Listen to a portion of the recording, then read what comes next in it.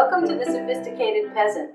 Today's lesson is Gravlax, which is home-cured salmon. Gravlax is the Danish word for salmon. The lax means salmon and the grav means in a grave. And this is how people fermented salmon in a hole in the ground. We're not going to use a hole in the ground today. We're going to use a bowl and some saran wrap. Making Gravlax is the easiest thing that you can do. Let's take a look at the table. We have some salmon. We have 1 tablespoon of sugar, 1 tablespoon of salt. I have a big bunch of dill. I'm not going to use all of this. And I have a bowl that's lined with saran wrap.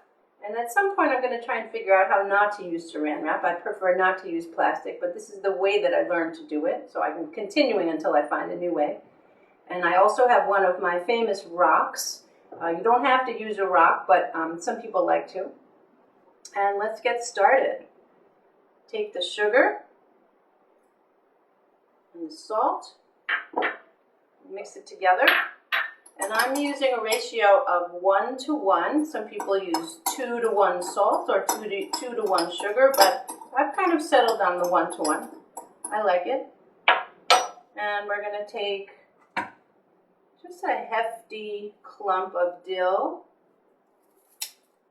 and just cut it right in there.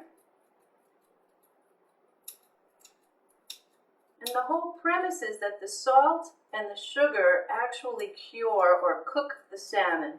There's no actual cooking involved. And we just kind of stir this up a little bit. It's actually easier to use your hands. I'm going to take the salmon and put it in the bowl, in the saran wrap. And then I just want to cover it up. I'm just going to cover it up with the sugar and the salt and the dill mixture. It looks like I have a little bit too much, but I'm just going to use it all. Just really try and make sure that all the fish, the exposed fish, is covered.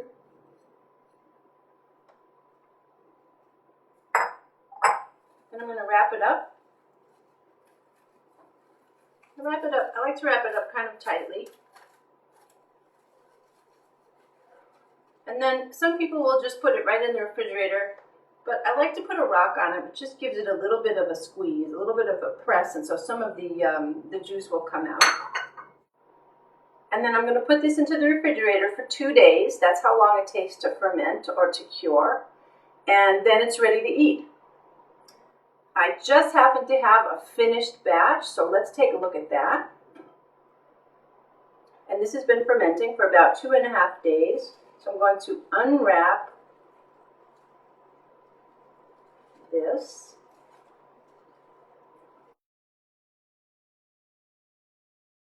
You can see that there's a little bit of liquid, and this liquid is really good if you're making a fish chowder. It's really good to add, or fish stock. And what we need to do is scrape off. We need to scrape off this dill, and the sugar and the salt have pretty much been absorbed, but we're going to scrape off this dill. Look at that beautiful color. And I'm actually going to wash this, so we'll come back in a minute when this is all washed. I've rinsed off the salmon, and I'm blotting it dry in some paper towels. And you can see that I've taken all that dill off.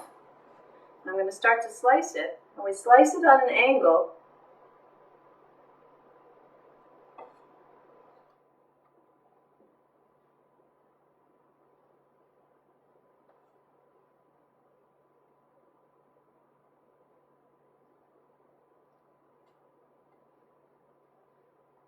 You slice it so that you don't include the skin. So you slice it and you just kind of skim across the skin. So now I'm starting to get a nice size slice. Once we kind of cut into that end and open it up, you get these really beautiful slices.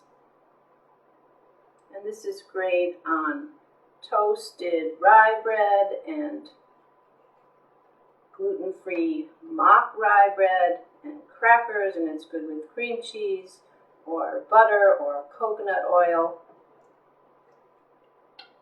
And this salmon is upwards of $25 a pound in the market, but this home-cured salmon basically costs you the cost of the salmon.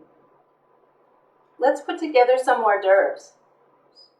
I toasted a piece of my mock rye bread. I'm going to put some coconut oil on it. Some of us cannot have cream cheese or butter, and coconut oil on mock rye bread with Gravlax works really well. I'm going to cut this into some hors d'oeuvre size pieces. We'll go with 3. Oops, that one fell apart.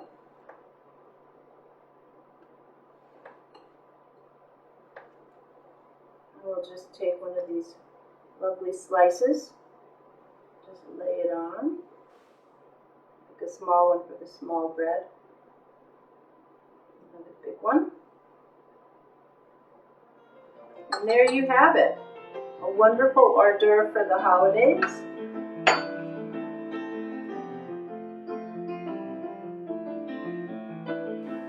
Gravlax is also really good for a light lunch or a light dinner with a little bit of soup.